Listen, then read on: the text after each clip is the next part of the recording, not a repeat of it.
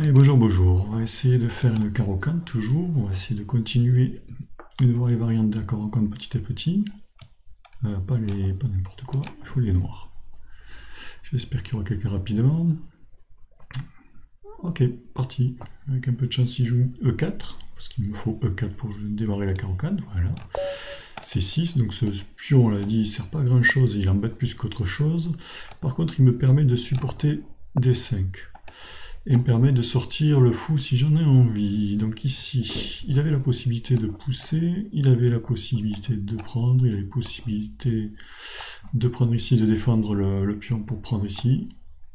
Donc c'est une variante. Et je vais aller sur quoi, j'en sais rien, sur ça. Allez, c'est une variante ça. Je suis pas sûr que ce soit très bonne, mais c'est une variante à la bonne. Mon adversaire est un nouvel adversaire qui n'a pas franchement un elo. Et combien de parties il fait? 213 parties aussi quand même, il joue. C'est un très bon adversaire. Ok, il recule. Il recule, il recule. Alors, il recule, pas quelque chose que je connais. Il m'empêche de sortir le fou ici. Si je viens ici, il pousse là et je perds mon fou. Ah, d'accord. D'accord, d'accord. Donc qu'est-ce qu'il me reste à faire?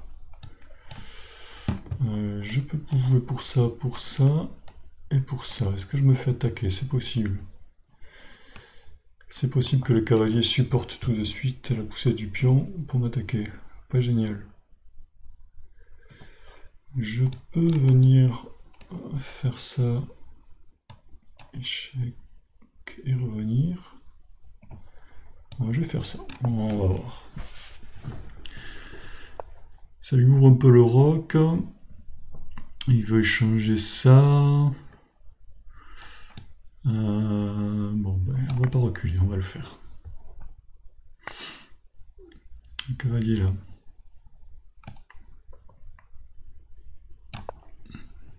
On va sortir le fou par là. Ok.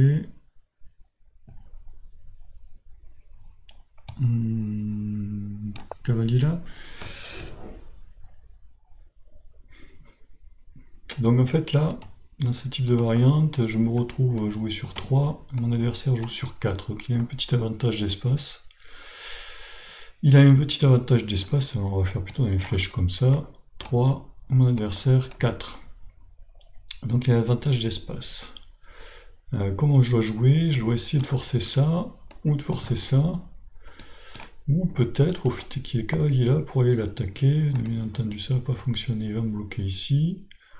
La question est, est-ce que je peux me dégager tout de suite? Si je pousse, je dois pouvoir pousser tout de suite et je veux le faire. Allez, je me dégage. Je vais essayer de récupérer un peu d'espace.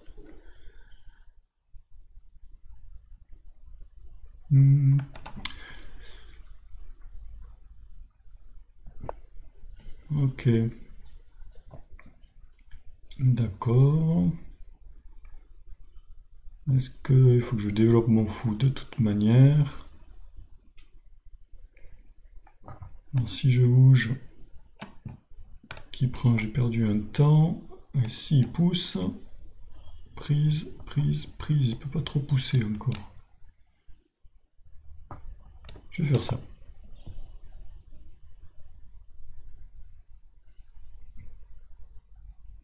Donc je me développe, hein. Je vais essayer de planquer mon roi rapidement.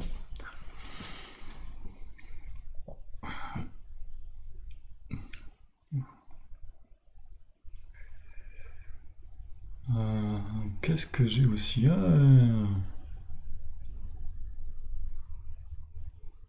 Je vois pas trop. Bon, je pense que son cavalier ici est pas super bien placé quand même. Il est un peu loin du centre. Donc il a d'exporter son cavalier d'entrée. Pas sûr que ce soit très très bon. On checkera ça après. En tout cas, c'est pas la grande ligne, hein. Le cavalier ici, c'est pas la grande ligne. Je ne sais pas quoi réfléchit mon adversaire, j'avoue. Tac. Ok, il vient là. Je pense qu'il va vouloir mettre une tour ici pour faire pression sur la dame. Il met le roc. Je rock, il met la tour. Je peux prendre encore. Allez, on va attendre encore un coup.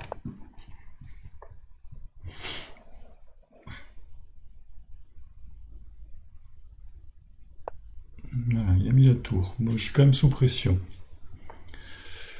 Je peux attendre ou pas encore? S'il prend, je peux prendre du fou. Si je prends... Tac.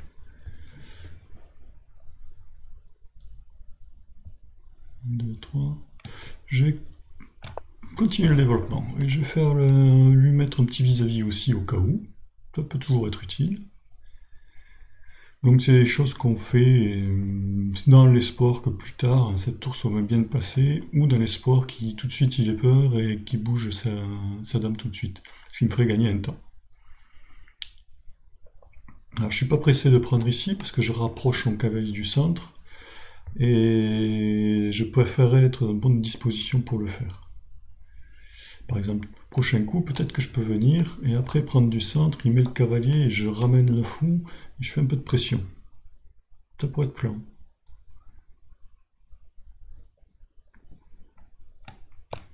Ok. Il y va pour... Ah, mais je peux pas le reprendre, je suis bête. J'avais calculé ça, mais c'était complètement idiot depuis le début. C'était complètement idiot depuis le début. Donc j'aurais dû prendre. J'aurais dû prendre. Bon, pas grave. Mauvais calcul, c'est un mauvais calcul. Alors, qu'est-ce que j'ai? Je passe, il pousse. C'est pas possible. Je vais perdre quelque chose. Moi, je vais le prendre. Ok. Je vais faire une case pour mon fou. Parce que s'il poussait, mon fou était enfermé.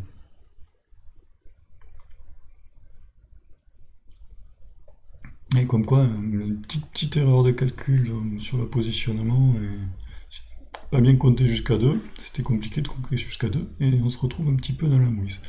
Alors il a un pion passé, ce qui signifie que ce pion peut être très fort parce qu'il est proche d'aller faire une dame, et qu'il peut me mettre à la misère. Mais d'un autre côté, un pion isolé, ça peut être faible, ça peut être gagné. Par exemple, s'il fait rien de concret, je pourrais mettre mon cavalier ici et l'attaquer 3 fois. Par exemple. Il n'aurait que des pièces pour défendre, pour l'instant il ne défend qu'une fois. Donc il serait obligé de le pousser, s'il le pousse, je ne peux pas le gagner. Ok. Qu'est-ce qu'il me veut?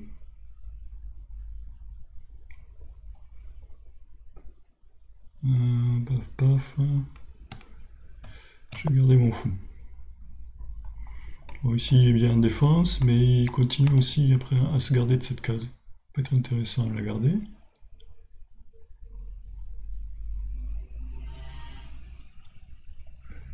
Bon, par contre, son cavalier, s'il vient là, je vais être obligé de rendre mon fou. Mais ce serait pas grave, je pense pas. Ce serait pas très grave.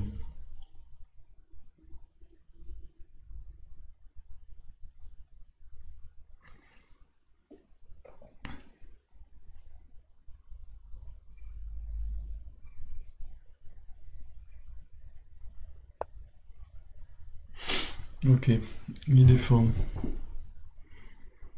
Il défend, il a peut-être aussi un souci tactique. Qu'est-ce qu'il veut faire? Son cavalier peut venir là. Et ça serait embêtant. Tac, tac. Ok.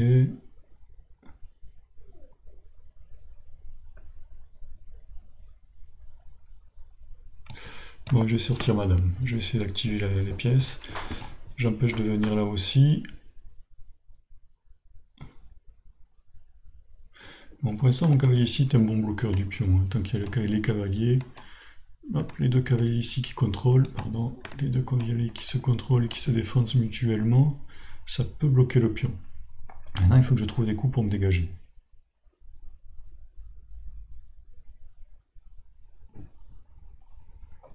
Mon adversaire qui joue plus lentement que moi, c'est quelque chose de rare. Ok. Est-ce que je peux faire ça? J'essaie de me dégager, je vais essayer de prendre un revers.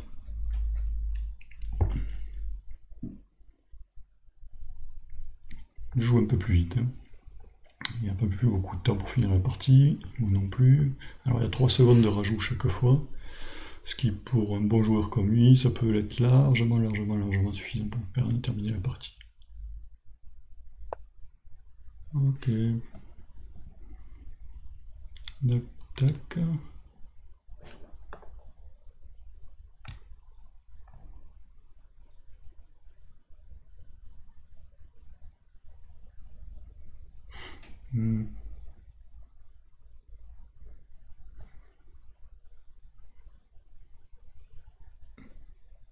J'ai quand même pas une belle position, j'ai pas grand chose à faire. Si je viens là, ça va pousser. Ça fait ping. Hein. Allez, on va jouer ça. Je suis pas sûr de mon coup là, du tout. Ok.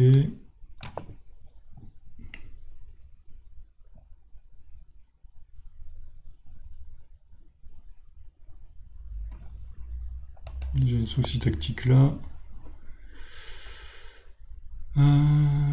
J'ai un souci tactique là. On va faire ça.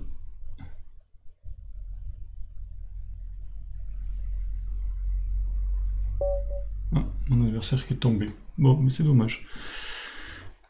C'est dommage. Allez, on va voir l'ouverture. C'est déjà un peu plus une ouverture. Donc je pense que vous voyez qu'ici, là, j'ai la base de données avec les ouvertures qui sont données. Donc 4, C6, C4, C6, D4, D5, cavalier C3, D prend, cavalier prend, cavalier F6. C'est une grande variante apparemment, 4500 par jouer. Ça devrait prendre. Le premier coup c'est prise, mais c'est celui que je connais effectivement. Cavalier G3, je connaissais pas, donc cavalier G3. Et ici, sont joués en premier, H5, donc H5. Premier coup, deuxième coup G6. Ouais, c'est celui que j'hésitais à le jouer celui-là. Mais bon, G6, le problème. Hop, G6, le problème c'est que là-dessus. Alors si par exemple je fais fou G7 pour dégager mon fou, ben, il va mourir, je vois pas comment je peux l'empêcher. Et il y a beaucoup de fois là-dessus. Et bon, ça a été jouable, j'avais pas roqué encore, donc peut-être pas de soucis. Tant que mon roi n'est pas là-bas, peut-être qu'il n'y avait pas de soucis non plus. Donc fou G4, c'était un coup, pas le meilleur du tout, cavalier G3. Fou G4, c'est bien mieux pour les blancs. Ok, donc fou G4, il a joué fou E2, qui me donne un petit avantage d'après la base de données. Sur 3 parties, 2 victoires noires. Bon. 2 victoires noires. Ouais, bon, des noirs qu'on. Kuzuboff à 2650, des noirs. Fou prend. Cavalier prend, ok. A6, normal, tout ça c'est normal. Rock. Alors tu vois, on voit que là l'ordinateur me met légèrement les blancs devant, mais il y a 2 victoires noires, pas une blanche. Cavalier D7, personne n'a joué cavalier D7. Qu'est-ce qu'ils ont joué les noirs? Ici, fou E7, fou E6. Ouais, j'aurais peut-être dû jouer le fou ici tout de suite au lieu de faire cavalier D7, parce qu'après j'étais embêté pour le sortir. Cavalier D7, bon. Ouais, on avait fini. Et la suite de la partie. Ah, comme hier, bon, 2 imprécisions quand même. La suite de la partie. Ok. Première imprécision, qu'est-ce qu'il aurait préféré que je prenne? Ouais, ben, je l'ai compris plus tard. Dame C2, c'était pas génial, il aurait dû pousser, ce que je pensais pas possible. Effectivement, c'est possible parce que j'ai mal calculé. Je pensais que mon cavalier pouvait venir et il était stable, mais non, ça aurait été rien du tout.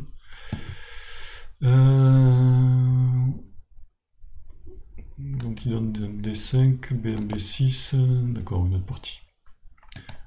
Rock, tour FD1, tour C8, il m'a dit mais prends-le ce pion, et je l'ai toujours pas pris parce que j'y crois toujours qu'il peut pas pousser. Et il peut pousser et il prend légèrement l'avantage. Bon, rien de grave. Rien de grave en fait parce que j'ai mes cavaliers qui bloquent, je pense. Donc je suis très légèrement mieux. Il était légèrement mieux. Dame B6, il est toujours très légèrement mieux. 2, tour 1, c'est pas génial. Dame B4, ok, x3. Bon, bonne partie à peu près égale. L'ordinateur me donne un léger avantage maintenant, mais je crois qu'il n'y a pas grand chose. Mais voilà. Donc, nouvelle variante. Cavalier F6, cavalier G3. Je connaissais pas. Donc, cavalier F6, je connais que celle-là, et soit prise, ce que j'avais envie de jouer, je pense, ce que je jouerai la prochaine fois si on me le fait. Et il y a celle-là qui est jouable aussi. Donc c'est plutôt là-dedans que je rentrerai le cas, et G3, écoute, j'ai rarement vu. Je pense que j'allais jouer parce que justement on évite d'échanger des pièces. Ce qu'aiment bien faire les joueurs de carreau-can, pour la simple raison que jouant sur 4 et sur 3, celui qui a le moins d'espace a intérêt à échanger des pièces pour avoir plus d'espace pour ses pièces. Voilà, ok, bon ben j'espère que ça vous a plu, et on va continuer à travailler la carreau-can comme ça, petit à petit, on va découvrir comment ça fonctionne. Allez, merci.